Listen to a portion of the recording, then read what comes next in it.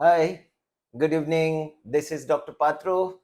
Now, this Gurukul of Diabetes has restarted again after a pause and बहुत demand आ रही है।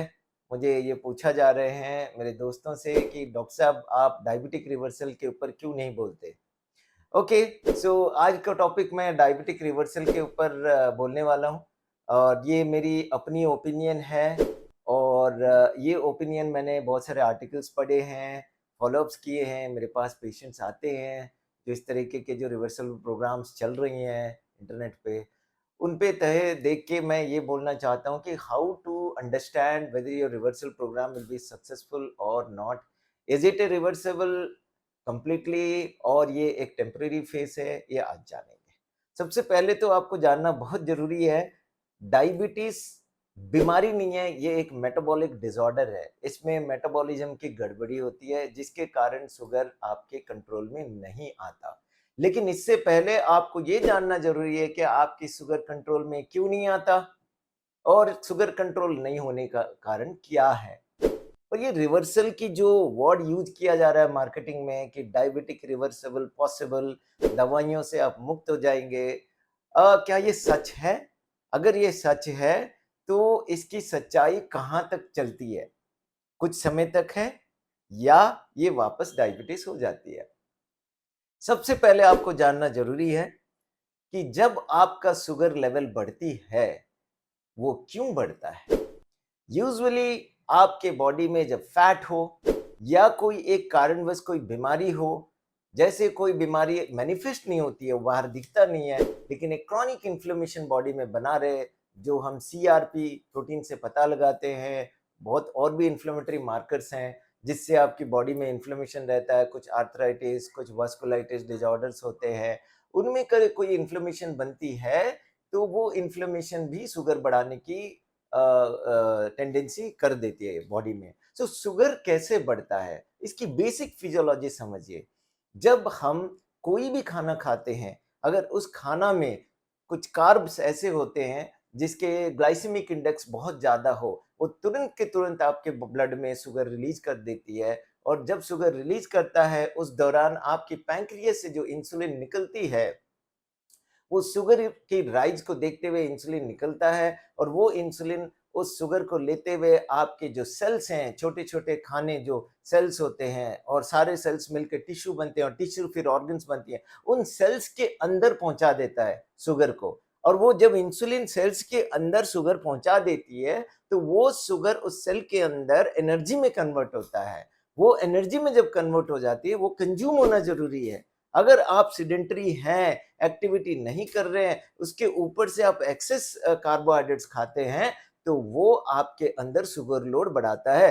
Insulin कोशिश करती है जितने से ज्यादा मात्रा में शुगर को लेते हुए आपके सेल्स के अंदर घुसा दे और फिर सेल उसको बर्न करें। उसके बावजूद भी अगर शुगर नहीं घुस पाता और बाहर स्पिल ओवर होता है, तो नेचुरली बॉडी और इंसुलिन मांगता है, तो फिर और ज्यादा इंसुलिन निकल के बाहर आती है। फिर वो इंसुलिन शुगर को घुसाने की कोशिश करती है सेल के अंदर, बट सेल और शुगर नहीं ले पाता, फिर इंसुलिन रेजिस्टेंस कहलाती है।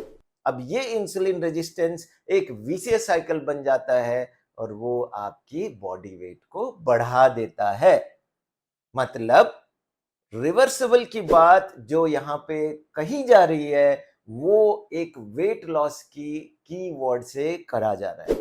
आपकी वेट को उतार दिया जाए और जब वेट गिराया जाता है तो सही मात्रा में फैट डिपॉजिट जो बॉडी के अंदर होता है वो मेल्ट आउट हो जाते हैं, फैट चली जाती है बॉडी से, तो आपका वेट लॉस होता है। जब वेट लॉस होती है तो इंसुलिन की डिमांड कम हो जाती है। इंसुलिन की डिमांड कम होते ही शुगर ऑटोमेटिकली नॉर्मल फिजियोलॉजिकल वे में काम करना शुरू करता है।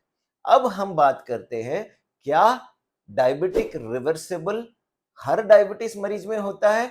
बिल्कुल नहीं। एक तो रिवर्सिबल वर्ड जो यूज किया जा रहा है, ये टेम्पररी फेस में रिवर्सिबल होता है। और रिवर्सिबल हम कब कहते हैं? अगर किसी पेशेंट डायबिटिक पेशेंट में HbA1c 5.7% से नीचे, मतलब जो 3 महीने का एवरेज है HbA1c 5.7% के नीचे पूरे 1 साल रहे बिना कोई दवा खाए, अगर वो मेंटेन होता है, तो हम उसे डायबिटिक रिवर्सिबल कहते हैं। एक सही मायने में ये अगर पेशेंट रहता है तो हम डायबिटिक रिवर्सिबल जरूर कहते हैं, लेकिन उस दौरान अगर वो पेशेंट स्ट्रिक्ट डाइट रेस्ट्रिक्शन और फिजिकल एक्टिविटी में कोई बदलाव कर दे, या वो बीमार पड़ जाए, सर्दी जुकाम बार बार होने लगे, या कोई बीमार पड़ गए, या कोई एक्सीडेंट हुआ, या उनको कोई ऐसी दवाइयां खानी पड़ी जिससे शुगर बढ़ेगा, तो ये डायबिटीज वापस आ जाती है। तो इसका मतलब रिवर्सिबल वार्ड जो है वो टेम्परेरी है, परमानेंट नहीं है। तो इससे मैं आपको मैसेज ये देना चाहता हूं कि सबसे पहले आप रिवर्सिबल के बारे में समझिए।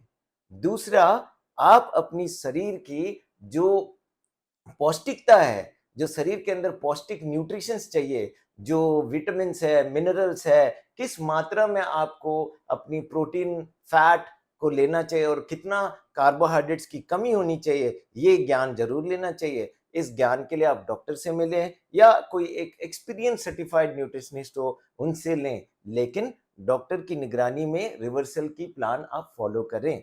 अब आ जाते हैं कि रिवर्सिबिलिटी में क्या क्या तरीका अपनाया जाता है, और ये रिवर्सिबल तरीके जो अपनाते हैं उसमें साइड इफेक्ट्स क्या होते हैं, ये जानना बहुत जरूरी है। सबसे पहला, रिवर्सिबिलिटी के इश्यू जो होती है टाइप 1 डायबिटीज में नहीं होता।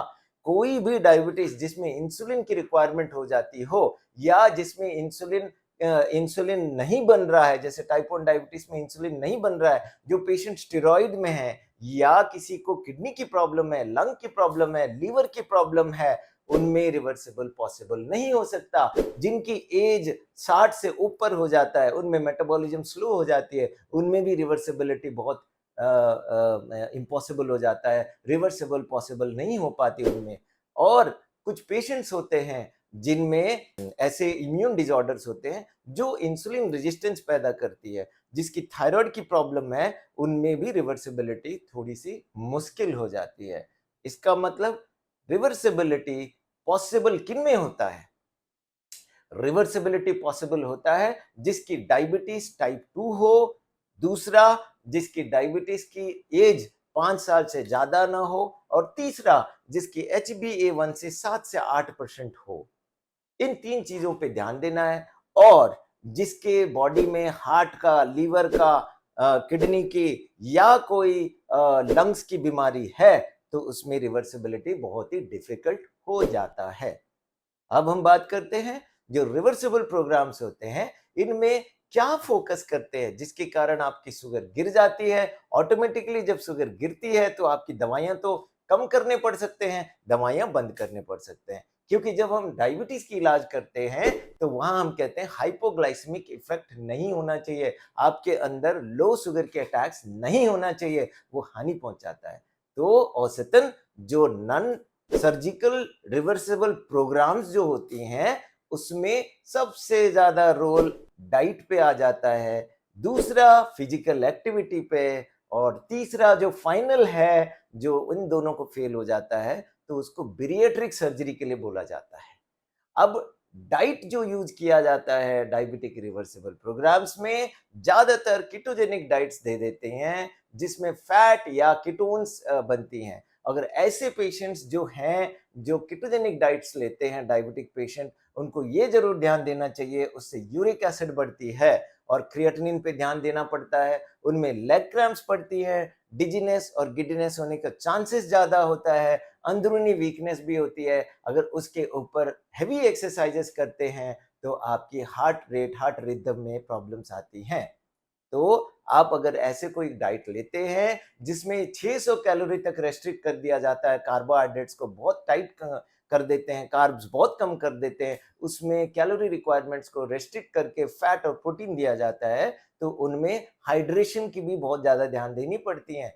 इसके अलावा जो माइक्रो न्यूट्रिएंट्स हैं, जो कमी महसूस होती है उनमें, उससे स्किन प्रॉब्लम्स भी होती है, हेयर लॉस होता है, आयरन की कमी हो जाती है, थकान होने लगते हैं, और जॉइंट्स में पेन आना शुरू हो जाता है। तो कभी भी ये रिवर्सिबल प्रोग्राम आप देखते हैं तो जरूर एक एक्सपर्ट सुपरविजन में करें। दूसरा, अगर आप कार्ब्स रेस्ट्रिक्ट करते हैं तो ये जरूर ध्यान दें कि आपका लाइफस्टाइल क्या है। आपकी फिजिकल एक्टिविटी कितनी हो रही है, क्योंकि आपकी शुगर कंट्रोल पॉसिबल तभी हो सकता है जब आपकी नींद अच्छी हो, आपकी शेड्यूल, आपकी रूटीन अच्छी हो। सिर्फ डाइट रेस्ट्रिक्ट कर दें और रात की नींद ना लें तो वो आपको साइड इफेक्ट्स जरूर देता है। तो इसीलिए आपका नींद का ड्यूरेशन, क्वालिटी ऑफ नींद, एक्सरसाइज में जो अमेरिकन डायबिटिक एसोसिएशन है उसने ये कहा है 150 मिनट पर वीक आप अगर एरोबिक, साइकिलिंग और स्विमिंग टाइप का एक्सरसाइज करते हैं तो उसमें आपको शुगर कंट्रोल करने की चांसेस ज्यादा होता है। सो विथ मेनी जर्नल्स, जितने सारे जो रिवर्सिबल के बारे में लिखे हैं, WHO हो गया या डायबिटिक मेलाइटस जर्नल्स हो गए या लैंसेट जर्नल्स हो गए, WHO के 2016 से निकली हुई आज तक की जितनी भी आर्टिकल्स हैं उसमें ये जरूर लिखा गया है कि रिवर्सिबिलिटी जरूर हम बात करते हैं, लेकिन ये एक रेमिशन है, ये एक टेम्पररी फेस है। ये सारा पॉसिबल तब होता है जब रूटीनली आप डाइट एंड फिजिकल एक्सरसाइज पे ध्यान दें और अपनी कमियां जो आपके साइंटिफिकली आपको आइडेंटिफाई करवाना चाहिए, जिससे कि आपको मेजर साइड इफेक्ट्स ना हो। कभी कभी ध्यान दें कि फैट सॉल्युबल विटामिन, जिसको हम विटामिन डी कहते हैं, विटामिन ए कहते हैं, विटामिन के कहते हैं, विटामिन ई कहते हैं, ये अगर ओवरडोज में आप न्यूट्रिशन के बहाने खा लेते हैं तो इससे बहुत खतरनाक साइड इफेक्ट्स होते हैं। हेडेक होना, वोमिटिंग्स होना, ब्लड विजन होना, धुंधला दिखना और साथ में ब्लड प्रेशर बढ़ जाना और लेथार्जी होना, ये इसकी साइड इफेक्ट्स होती हैं। तो आप जब भी ऐसे कोई वेट लॉस प्रोग्राम करती हैं, डायबिटिक रिवर्सिबिलिटी के लिए जाते हैं, तो इन चीजों पे जरूर ध्यान दें। अब आता है कुछ पेशेंट्स हैं जो SGLT2 इनहिबिटर्स लेते हैं, जो यूरिन के जरिए शुगर निकलती है, जो वेट लॉस में भी मदद करता है, हार्ट पेशेंट्स में भी मदद करती है। अगर वो कीटोजेनिक डाइट पे जाते हैं तो वो जरूर अपने अंदर खतरा मोल रहे हैं। तो उन्हें ये ध्यान देना चाहिए कि इस दवाई के साथ कीटोजेनिक डाइट पे जाना चाहिए या नहीं जाना चाहिए। अब आ जाता है, क्या मुझे करना क्या चाहिए? क्या मुझे डायबिटीज की कंट्रोल नहीं करनी चाहिए? बिल्कुल नहीं। मेरा मकसद आपसे ये है कि रिवर्सिबल एक मोटो है, एक मिशन है। ये मिशन आपको मोटिवेट करने के लिए, लेकिन ये ध्यान रखें कि आप अपनी फिजिकल एक्सरसाइज पे फोकस करें, आप अपनी बॉडी की नीड के हिसाब से डाइट को कस्टमाइज करें, कार्ब रेस्ट्रिक्शन उतना ही करें जितना आपको एनर्जी डिप्लीशन महसूस ना हो, और साथ में आप अपनी स्लीप और डेली रूटीन्स पे फोकस करें और दवाइयों की नियमित हिसाब से आप खाएं और एक मेडिकल एक्सपर्ट के सुपरविजन में करें तो ज्यादा फायदा होगा। नमस्कार, मैं फिर अगले हफ्ते अगले बार फिर से जब आपको वीडियो में आऊंगा, फिर न्यूट्रिशन के ऊपर बोलते जाऊंगा और आपकी शुगर आपके हाथ कैसे कंट्रोल हो सकता है, और आपकी सुखमय जीवन के लिए शुभकामनाएं देते हुए विदा लेता हूं। नमस्कार।